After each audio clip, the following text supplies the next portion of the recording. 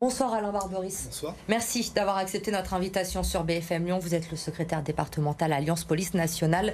La lutte contre les rodéos urbains au cœur de l'actualité. Cet été, Gérald Darmanin vous a demandé d'intensifier les opérations de contrôle.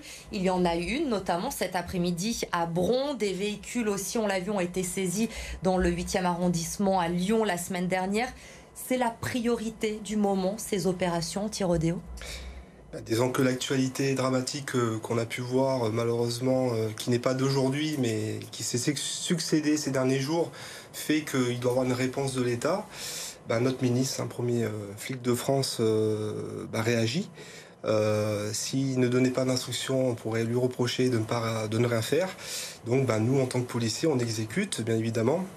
Maintenant, on ne pourra pas perdurer ce type de contrôle pendant des semaines, puisqu'on a énormément de tâches à gérer, les appels 17 et d'autres délinquances ou criminalités sur lesquelles on est en permanence sur tous les fronts. C'est ça, parce qu'aujourd'hui, Gérald Darmanin demande 3 opérations de contrôle par jour par commissariat. Clairement, aujourd'hui, sur la métropole lyonnaise, on n'a pas les moyens humains d'effectuer ces 3 opérations par jour. En tout cas, aujourd'hui, depuis d'ailleurs plusieurs jours, il y a déjà eu plus de 50 contrôles de ce type, ce qui est quand même assez important. On n'a pas attendu aussi ces contrôles dans le quotidien, puisqu'encore une fois, ce type de fléau n'est pas d'aujourd'hui. On a énormément d'unités d'appui opérationnel, notamment, qui font tout ce qui est visite de parties communes avec les bailleurs, les associations, les élus, pour permettre déjà de saisir un maximum de véhicules volés, de tout engin motorisé qui pourrait être utilisé pour pouvoir faire ce type de rodéo sur la route.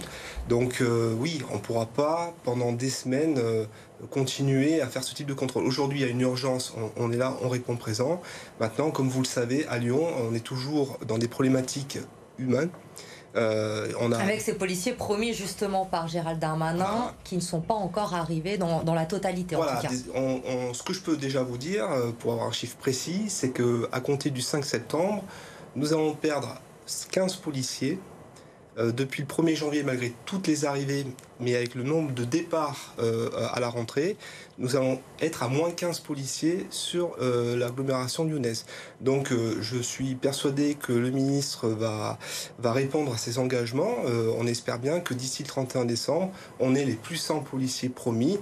J'espère surtout que sera pris en compte l'expérience des collègues et notamment le besoin d'officiers de police judiciaire, parce qu'on a besoin d'enquêteurs également, où on a une très très grosse pénurie sur le sujet. Alors aujourd'hui, l'urgence, vous l'avez dit, ce sont ces opérations, cette lutte anti-rodéo sur le terrain. L'objectif, clairement, c'est quoi? C'est de montrer que la police est là sur le terrain pour essayer de dissuader ces jeunes qui pratiquent les rodéos urbains. Alors l'objectif premier, oui, là, c'est d'occuper le terrain. C'est de se montrer, et en effet, ça permet de diminuer toute tentative, je dirais, de faire de cette délinquance routière, comme on a pu le voir malheureusement ces derniers mois, notamment sur Lyon, pas que dans les quartiers. J'insiste bien, les rodéos, c'est pas forcément toujours aussi dans les quartiers sensibles. C'est ça, parce qu'on avait ce sentiment il y a quelques années, encore ça date pas d'hier, les rodéos urbains, que ça touchait les quartiers de la métropole de Lyon, mais aujourd'hui on le voit, on l'a vu avec les Dalton notamment, qui ont pu faire des rodéos urbains en plein centre-ville de Lyon, place Bellecour. Ça touche tout le monde aujourd'hui. Ça touche tout le monde, et donc le risque, il est partout.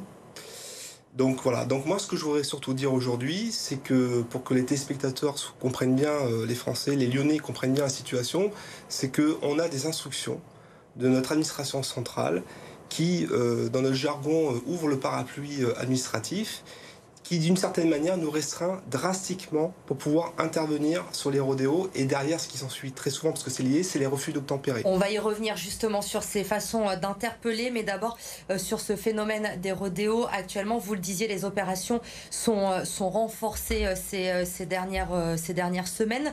Depuis le début de l'année, il y a eu énormément de contrôles, il y a eu des saisies. Aujourd'hui, vous diriez que le phénomène s'aggrave dans la métropole, qu'il reste stable? On en est où? Je pense qu'il n'y a pas vraiment d'évolution, malgré l'engagement. Je salue vraiment l'engagement de mes collègues, parce que la racine du problème, on va dire, n'est pas traitée. Voilà. Nous, ce qu'on demande à l'Alliance Police Nationale aujourd'hui, c'est d'abroger ces instructions au niveau central qui empêchent les policiers de faire leur boulot de flic. Parce qu'on va le rappeler peut-être pour les téléspectateurs qui nous regardent, aujourd'hui, s'il y a un rodéo urbain, vous n'avez pas le droit d'intervenir sur le moment, vous ne pouvez pas interpeller les personnes qui se livrent à ces rodéos urbains pour des raisons de sécurité. C'est pas le cas par exemple en Angleterre où les policiers peuvent intervenir. Aujourd'hui, vous demandez justement à pouvoir intervenir lorsqu'un rodéo se déroule en ville. En tout cas, on demande ce qui existe déjà à Paris, à la préfecture de police de Paris, puisque nos collègues peuvent intervenir avec le discernement qu'ils ont. Bon, vous avez parlé tout à l'heure des Dalton. Je rappelle que malgré ces instructions au niveau central, lorsque ça a été médiatisé, puisque les Dalton se sont fait bien, on va dire, connaître, on a dérogé à ces instructions et nos collègues, par exemple Motard, la FMU de Lyon, a interpellé sans aucun incident, sans aucun blessé, un de roue avec les Dalton. Donc nous, ce qu'on demande, c'est simplement que nos collègues peuvent, avec le discernement ils peuvent interpeller. La seule chose, c'est qu'on souhaite en effet s'attaquer, agir et non plus perdurer ce fléau. Et pour cela, la méthode en Angleterre fonctionne. Pourquoi on ne pourrait pas la tester en France? Alors bien évidemment, il faut que nos collègues soient formés. Il faut que ça soit un choix, une décision politique. C'est là où on pourra régler, je pense, le problème. Et surtout, qu'on puisse, par ces contacts tactiques, ce qu'on appelle des tamponnages, c'est un choix de société. C'est-à-dire, est-ce qu'on continue à laisser faire pour pas blesser l'individu, le délinquant de la route se blesser, mais à côté laisser des enfants, des personnes âgées, des passants se faire blesser eux par contre, ou est-ce que on remet de l'autorité, parce qu'en fait c'est ça le vrai problème, c'est une crise d'autorité, on remet de l'autorité au niveau de la police nationale, des forces de l'ordre, et que d'une certaine manière on arrive vraiment à éteindre ce fléau. Aujourd'hui, vous le savez, il y a cette crainte d'une certaine partie des politiques, notamment qu'en autorisant cette technique d'intervention, il y ait des accidents peut-être et que derrière, effet domino, il y ait des émeutes, qu'il y ait des problèmes derrière si jamais les auteurs de ces rodéos urbains étaient blessés lors d'interventions. Oui, mais à un moment donné, aujourd'hui, c'est pas en ne faisant rien, ou du moins en laissant faire par peur, encore une fois, qu'il y ait des accidents et des blessés, parce qu'au final, on a bien des drames qui se répètent. Donc, qu'est-ce qu'on fait? C'est une vision de la société que je pense qu'on est arrivé à un moment donné où les politiques doivent prendre des décisions qui sont dures à prendre. Mais en tout cas, si on veut vraiment régler ce fléau... ça passera par là aussi. En tout cas, en ce qui concerne l'Alliance Police Nationale, nous, on souhaite tester cette méthode-là. C'est peut-être un peu plus radical, mais au moins, vous savez, c'est comme chez nous, on appelle ça radiopolice. Quand les gens, ces individus qui font ce type de méfaits sur la route, lorsqu'ils vont savoir qu'on va pouvoir les interpeller en flagrant délit, j'insiste bien, parce que le préliminaire, c'est trop compliqué pour interpeller, les enquêtes sont trop compliquées. Donc il faut être dans un cadre de flagrance, et ensuite... Quand ils vont savoir qu'on va pouvoir les interpeller et que derrière, bien sûr, il faut que la justice, en revanche, la réponse soit ferme, il faut que le maillage au niveau de la justice, il y ait que ce soit très fort en termes de sanctions. Sinon, ça ne servira à rien. Et la loi avait d'ailleurs été durcie en 2018 pour passer ces rodéos en délit, des peines de prison. Mais aujourd'hui, effectivement, il faut que la justice suive. Une dernière question rapidement pour faire bouger les choses, justement, pour que les politiques évoluent. On a vu cette semaine que la mère de la fillette qui a été gravement blessée dans un rodéo à Pontoise a décidé de porter plainte contre l'État pour inaction. L'État qui a déjà été condamné en 2020 à Marseille. Il faut, selon vous, que ces procédures se multiplient pour faire bouger les choses, justement ?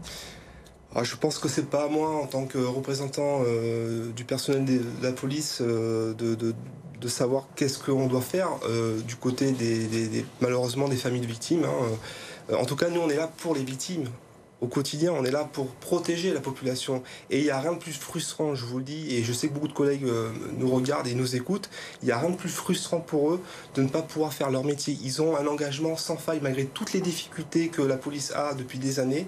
Ils ne demandent qu'une chose, c'est qu'on leur laisse la possibilité de faire leur métier et de pouvoir interpeller ces délinquants. Merci Alain Barberis d'avoir été notre invité sur BFM Lyon, secrétaire départemental Alliance Police Nationale.